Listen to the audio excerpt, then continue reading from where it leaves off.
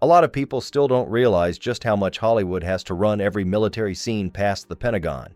You want fighter jets, tanks, real bases for your shoot. First, you're handing over the script. If they see something they don't like, scenes get cut, characters disappear, and history gets rewritten to make the military look perfect. But some filmmakers said no. The Pentagon then pulls everything. No gear, no locations, no help. Sometimes they just blacklist the movie completely. Here are a few films the Pentagon wanted gone for good. 13 Days is a good place to start. It's all about the Cuban Missile Crisis, Kennedy, and the real-life tension with the Joint Chiefs, especially General Curtis LeMay, the guy who basically wanted war at any cost. The movie gets this right. You can go back and hear it all on the White House tapes. LeMay was pushing Kennedy to invade Cuba, even if it meant nuclear war with the Soviets. The Pentagon couldn't stand how honestly the film showed this. They demanded the filmmakers make LeMay look less aggressive, tried to cut the scene where a spy plane gets shot down over Cuba, even though it actually happened. The pilot received the Air Force Cross. Kennedy wrote a personal letter to the widow. There's no arguing with the facts. Still, the Pentagon refused to play ball. Kevin Costner, he produced and starred, stood his ground. He left the script as is, so the Pentagon walked. That meant filming jets in the Philippines, building everything with CGI, and burning through the budget. The whole production went way over. The movie ended up losing money, $66 million worldwide against an $80 million budget.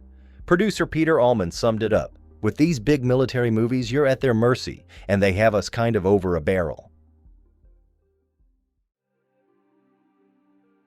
Courage Under Fire didn't sit any better with the Pentagon. The story is built around a cover-up of a friendly fire incident in the Gulf War, the exact type of plot the military never wants to see on screen. On top of that, the main character is an alcoholic officer, and Meg Ryan's role was considered way too tough and butch for their tastes. The Pentagon started sending back page after page of notes, demanding rewrites and even altering dialogue. The producers finally had enough. They refused the changes, and suddenly the Pentagon was out. No vehicles, no bases, nothing.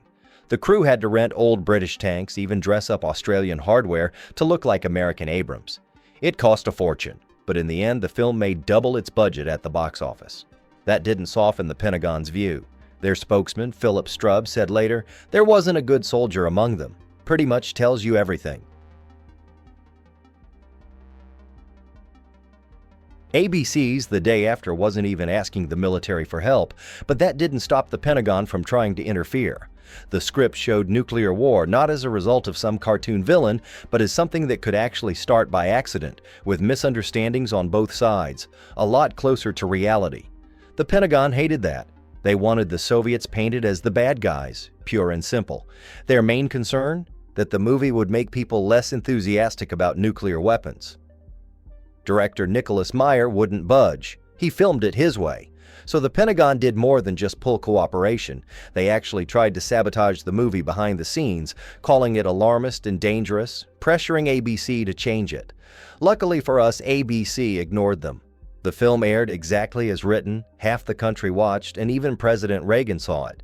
He said it left him greatly depressed. That's probably the most honest review you'll ever get from a president. Hollywood in the 50s was pumping out nothing but glossy pro-military war movies, all blessed by the Pentagon. Stanley Kubrick decided to do the opposite. Paths of Glory is brutal, honest, and completely anti-war, set in the French army during World War I, where generals coldly execute their own men to save face. The Pentagon hated it so much, even though it wasn't about the U.S. military, they banned it from every single American base worldwide. For 18 years, nobody on a U.S. base in Europe could see it. And Hollywood got the message too. United Artists barely advertised it, barely released it, and Oscar voters kept their distance. These days, film historians agree, the military's influence scared the industry into burying Kubrick's movie during the Cold War. When Kathryn Bigelow was prepping The Hurt Locker, she wanted it to be as real as possible. Real gear, real advice, filming on actual military locations. She sent the script to the Pentagon and immediately hit a wall.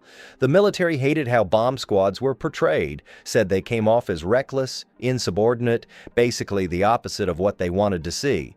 They demanded rewrites. Bigelow refused. She stuck to her version and the Pentagon yanked all support. No vehicles, no advisors, nothing.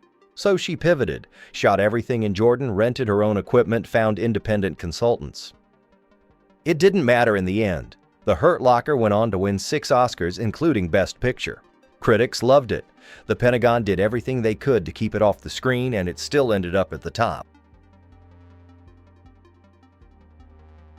Windtalkers is about the Navajo Code talkers, Native Americans who served with the Marines in World War II, using their language as an unbreakable code. Nicolas Cage plays a Marine assigned to protect one of them, with the secret order to kill him if he's about to be captured. Right from the start, the Pentagon lost it. They demanded an entire character be axed, a soldier nicknamed the Dentist, who took gold teeth from dead Japanese troops, said it was un-Marine, and the filmmakers caved without a fight. The Pentagon also made John Woo delete a scene where Cage's character kills a surrendering Japanese soldier with a flamethrower. Woo just nodded along, made every change, even though those moments were actually accurate to history. Once the edits were done, the Marine Corps even put out a press release bragging about how accurate, down to the smallest detail, the finished movie was. It didn't help. The movie still flopped, cost $115 million to make, brought in less than $78 million worldwide. All those compromises didn't save it. Here's one where the Pentagon didn't even try to play nice. 7 Days in May is about the top brass staging a coup to take over the U.S. government. President John F. Kennedy actually supported making the movie, saw it as a warning, but the Pentagon wanted nothing to do with it. Director John Frankenheimer knew he wouldn't get approval, so he skipped the whole process. As expected, the Pentagon blocked the production at every turn. No access to bases, no equipment, no support, so Frankenheimer got creative. He hid a camera in a station wagon outside the actual Pentagon, filmed Kirk Douglas in full Marine colonel gear just walking into the building. Real military personnel even saluted him, thinking he was the real deal. That's how far the crew had to go just to get the shots they needed. Jack Nicholson leads this gritty road movie. He's a sailor escorting a Navy prisoner across the country. The problem was, the script was packed with swearing. 342 F-bombs in this movie total. The Pentagon and the Navy hated it, wanted the writers to clean it up, but screenwriter Robert Towne refused. He argued that's how sailors actually talked and he wasn't going to sugarcoat it. That ended any hope of cooperation. The filmmakers couldn't use Navy bases or ships, so director Hal Ashby moved production to Canada, using Canadian Navy facilities as stand-ins. All the Pentagon interference just meant higher costs and more delays, which honestly was probably the goal from the start. This one's about American drone pilots. Ethan Hawke plays a former fighter pilot who now sits in a trailer in Nevada, launching drone strikes across the world. The character is open about feeling like a coward, and the movie doesn't pull punches about the mental toll of that kind of work. The filmmakers did reach out for Pentagon support, but got a hard no. January Jones, who stars in the film, later confirmed it. The Pentagon wanted nothing to do with a movie that showed drone warfare as morally complicated. This isn't Top Gun, where the military gets to look like heroes. Here, the main character hates his job, feels guilty, and drinks himself numb. The Pentagon wasn't going anywhere near it. Ethan Hawke hoped it might at least start a conversation about drone warfare, but that never really happened. The film premiered at Venice, then quietly vanished, made $1.5 million at the box office, then disappeared.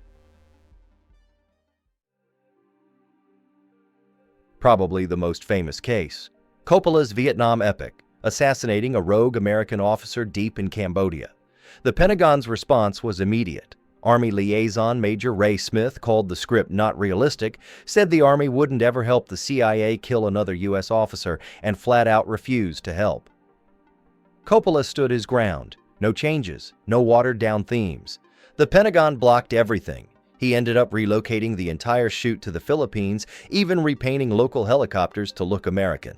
After the film came out, declassified Pentagon docs showed just how determined officials were to block it, calling the movie a damaging misrepresentation of the military.